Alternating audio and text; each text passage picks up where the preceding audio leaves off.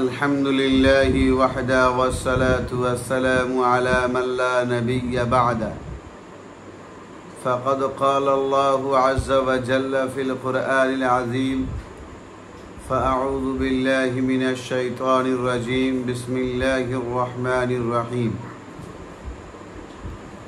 يا أيها الذين آمنوا ادخلوا بالسلم كافة ولا تتبعوا خطوات الشيطان إنه لكم عدو مبين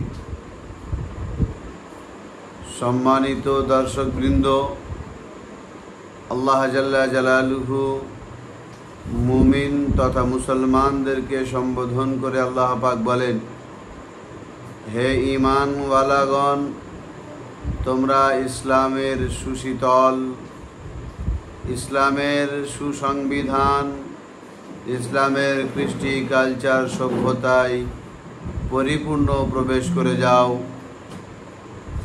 অর্ধেক ইসলাম মানব, অর্ধেক মানব না।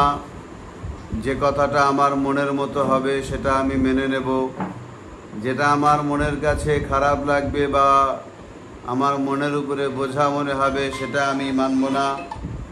এরকম আমরা যেন কেউ না করি। আল্লাহ জাল্লা জালালুহু বলেন, ইয়া আইয়ুহাল্লাযীনা আমানু উদখুলু ফিস সিলমি কাফা। এবং সাথে সাথে মানুষ এইসব কাজগুলো বিশেষ করে শয়তানের প্রলোভনে, শয়তানের চক্রান্তে এবং দুনিয়ার লোভে পড়ে করে থাকে।